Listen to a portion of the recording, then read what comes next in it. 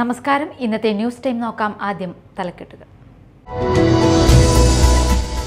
Petrol പമ്പിൽ park ചെയ്തിരുന്ന bus കത്തി നശിച്ചു. പുത്തഞ്ചിറ മങ്കിടി ജംഗ്ഷനിൽ പമ്പിൽ പാർക്ക് ചെയ്തിരുന്ന സുഹൈൽ എന്ന സ്വകാര്യ ബസ്സാണ് കത്തി നശിച്ചത്. പാലിയക്കരയിൽ ടോൾ തടഞ്ഞ ഹൈക്കോടതി. 4 ആഴ്ചത്തേക്കാണ് ടോൾ പിരിക്കുന്നത് കോടതി തടഞ്ഞത്. ഹൈക്കോടതി ഡിവിഷൻ ബെഞ്ചിന്റേതാണ് ഉത്തരവ്.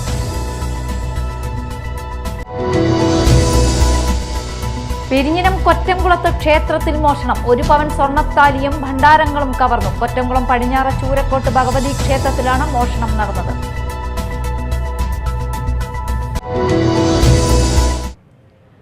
വാർത്തകൾ വിശദമായി. പെട്രോൾ പമ്പിൽ പാർക്ക് ചെയ്തിരുന്ന ബസ് തീ പിടിച്ച് കത്തി നശിച്ചു. പുത്തഞ്ചിറ മങ്കിടി ജംഗ്ഷനിൽ PCK പെട്രോൾ പമ്പിൽ പാർക്ക് ചെയ്തിരുന്ന സുഹൈൽ എന്ന സ്വകാര്യ ബസ്സാണ് കത്തി നശിച്ചത്. ഓഫീസിനോട് ചേർന്നുള്ള ചെറിയ മുറിക്കും ചെറിയ തോതിൽ തീ പിടിച്ചു. ഇന്നലെ രാത്രിയിലായിരുന്നു സംഭവം. മാള, കൊടുങ്ങല്ലൂർ, ഇരിങ്ങാലക്കുട ഫയർഫോഴ്സ് യൂണിറ്റുകൾ എത്തിയാണ് തീയണച്ചത്. കത്തിയ ബസിന്റെ ഡീസൽ ടാങ്കിന് തീ പിടിക്കാത്തതും പമ്പിൽ പാർക്ക് ചെയ്തിരുന്ന മറ്റു ബസ്സുകളിലേക്ക് തീ പടരാതിരുന്നതും വൻ ദുരന്തം ഒഴിവാക്കി. ബസിൽ തീ പടരുന്നത് കണ്ട പിണ്ടാണി സ്വദേശി ജിതിൻ പ്രദേശവാസികളെ വിളിച്ചുണർത്തി പോലീസിലും ഫയർഫോഴ്സിലും അറിയിക്കുകയായിരുന്നു. പെട്രോൾ പമ്പിന് അപായമൊന്നും ഉണ്ടായിട്ടില്ല. പകരപ്പള്ളി സ്വദേശി കുമാരനാണ് പമ്പിന്റെ ഉടമസ്ഥൻ. 6ഓളം ബസ്സുകളാണ് ഇവിടെ പാർക്ക് ചെയ്തിരുന്നത്. തീപിടുത്തത്തിന്റെ കാരണം വ്യക്തമല്ല. Media time, Mala. പാലിയക്കരയിൽ ടോൾ തടഞ്ഞ് ഹൈക്കോടതി. 4 ആഴ്ചത്തേക്കാണ് ടോൾ പിരിക്കുന്നത് കോടതി തടഞ്ഞത്. ഹൈക്കോടതി ഡിവിഷൻ ബെഞ്ചിന്റേതാണ് ഉത്തരവ്. മണ്ണുത്തി ഇടപ്പള്ളി ദേശീയപാതയിലെ അടിപ്പാത നിർമ്മാണം നടക്കുന്നത് മൂലം ടോൾ പിരിവ് താൽക്കാലികമായി നിർത്തിവെക്കണമെന്നാവശ്യപ്പെട്ട് നൽകിയ ഹർജിയിലാണ് വിധി. പൊതുപ്രവർത്തകനായ അഡ്വക്കേറ്റ് ഷാജി കോടങ്കണ്ടത്താണ് ഹർജി നൽകിയത്. അടിപ്പാത നിർമ്മാണം നടക്കുന്നത് മൂലം റോഡുകൾ പൂർണ്ണമായും തകർന്ന അവസ്ഥയിലാണ്. ഗതാഗത കുരുക്കും രൂക്ഷമാണ്. പെരിഞ്ഞനം കൊറ്റംകുളത്ത് ക്ഷേത്രത്തിൽ മോഷണം. 1 പവൻ സ്വർണ്ണത്താലിയും ഭണ്ഡാരങ്ങളും കവർന്നു. കൊറ്റംകുളം പടിഞ്ഞാറെ ചൂരക്കാട്ട് ഭഗവതി ക്ഷേത്രത്തിലാണ് മോഷണം നടന്നത്. ശ്രീകോവിൽ കുത്തി തുറന്ന 2 ദേവിമാരുടെ വിഗ്രഹത്തിൽ ചാർത്തിയിരുന്ന 1 പവനോളം തൂക്കം വരുന്ന 2 സ്വർണ്ണത്താലിയും ഓഫീസ് മുറി കുത്തി തുറന്ന് അലമാരയിൽ സൂക്ഷിച്ചിരുന്ന 6 ചെറിയ ഭണ്ഡാരങ്ങളും കവർന്നു. ഇന്ന് രാവിലെ 8:15 ക്ഷേത്രം ഭാരവാഹി എത്തിയപ്പോഴാണ് മോഷണ വിവരം അറിയുന്നത്. തിടപ്പള്ളിയും സ്റ്റോർ റൂമും കുത്തി തുറന്ന നിലയിലാണ്. കയ്പമംഗലം പോലീസ് സ്ഥലത്തെത്തി അന്വേഷണം ആരംഭിച്ചു. ചാലക്കുടി താലൂക്ക് ആശുപത്രിയിൽ എക്സൈസ് വകുപ്പിന്റെ സഹകരണത്തോടെ നടത്തുന്ന ഡി അഡിക്ഷൻ സെന്ററിലേക്ക് ദിനപത്രങ്ങൾ സ്പോൺസർ ചെയ്തു. സാമൂഹ്യപ്രവർത്തകൻ ജോഷി മാളിയക്കലാണ് പ്രമുഖ മലയാള ദിനപത്രങ്ങൾ 1 വർഷത്തേക്ക് സ്പോൺസർ ചെയ്തത്. നഗരസഭാ ചെയർമാൻ ഷിബു വാലപ്പൻ ഉദ്ഘാടനം ചെയ്തു. അവിടെ വരുന്ന അന്തേവാസികൾക്കും ഒപ്പം തന്നെ കൂട്ടിയിരിപ്പുകാർക്കും മറ്റുള്ളവർക്കൊക്കെ ഏറ്റവും ഗുണപ്രദമാകുന്ന ഒരു പദ്ധതിയാണ് വർത്തമാന പത്രങ്ങൾ അവിടെ ലഭ്യമാക്കുക എന്നുള്ളത്. ഒരുപാട് സൗകര്യങ്ങൾ നമ്മൾ ലൈബ്രറി ഉൾപ്പെടെയുള്ള സൗകര്യങ്ങളൊക്കെ മുക്തിയിൽ സജ്ജമാക്കി കഴിഞ്ഞു. ഇനിയും അവിടെ വരുന്നവരെ മാനസികമായിട്ടൊക്കെ ഒരുപാട് ഒരുക്കുന്നതിന് വേണ്ടിയിട്ടുള്ള സംവിധാനങ്ങൾ, പ്രത്യേകിച്ച് എക്സൈസ് വകുപ്പ് അതിൽ തന്നെ രാജസ്ഥാന്റെ നേതൃത്വത്തിൽ ഒരുപിടി കാര്യങ്ങളൊക്കെ ചെയ്യുന്നതിനുള്ള മുൻകൈ എടുത്തുകൊണ്ടിരിക്കുകയാണ്. അതിലൊന്നാണ് നമ്മുടെ ഈ വർത്തമാന പത്രങ്ങൾ അവിടെ ലഭ്യമാക്കുക എന്നുള്ളത്. ആശുപത്രി സൂപ്രണ്ട് ഡോക്ടർ A മിനിമോൾ അധ്യക്ഷയായി. Ward councillor VJ Joji, assistant excise inspector KK Raju, doctor Peter Kinattingal, Manoj Abraham തുടങ്ങിയവർ സംസാരിച്ചു. കൊടുങ്ങല്ലൂരിൽ നിർമ്മാണം പുരോഗമിക്കുന്ന ദേശീയപാതയുടെ ഭാഗമായ ചന്തപ്പുര കോട്ടപ്പുറം ബൈപ്പാസിൽ സർവീസ് റോഡിന്റെ പാർശ്വഭിത്തിയുടെ കോൺക്രീറ്റ് സ്ലാബ് നിലം പതിച്ചു.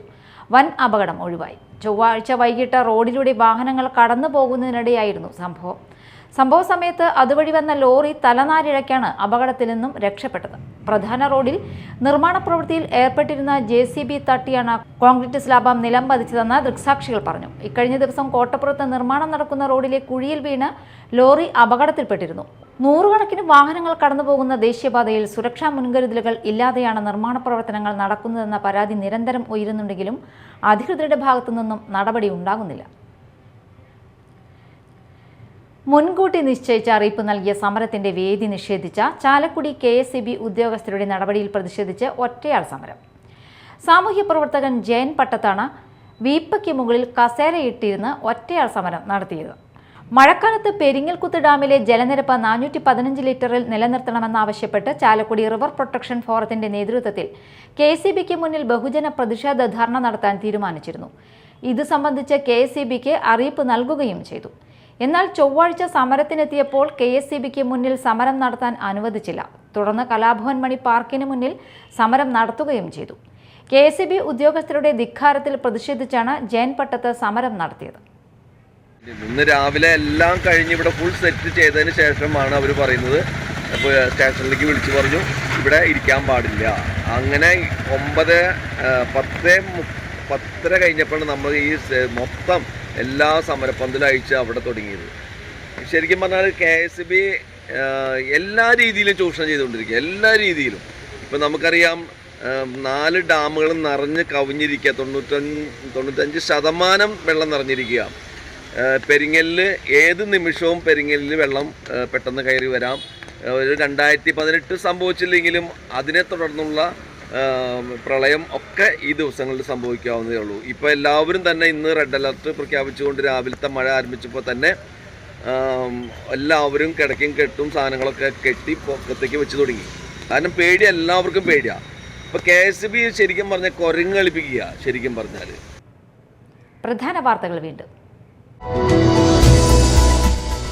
പെട്രോൾ പമ്പിൽ പാർക്ക് ചെയ്തിരുന്ന ബസ് കത്തി നശിച്ചു. പുത്തഞ്ചിറ മങ്കിടി ജംഗ്ഷനിൽ പമ്പിൽ പാർക്ക് ചെയ്തിരുന്ന സുഹൈൽ എന്ന സ്വകാര്യ ബസ്സാണ് കത്തി നശിച്ചത്. പാലിയക്കരയിൽ ടോൾ തടഞ്ഞ ഹൈക്കോടതി. 4 ആഴ്ചത്തേക്കാണ് ടോൾ പിരിക്കുന്നത് കോടതി തടഞ്ഞത്. ഹൈക്കോടതി ഡിവിഷൻ ബെഞ്ചിന്റേതാണ് ഉത്തരവ്.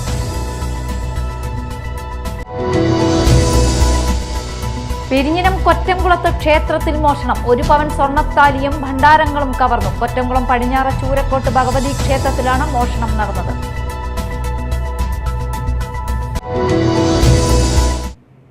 ഇതോടെ ന്യൂസ് ടൈം സമാപിച്ചു. നമസ്കാരം.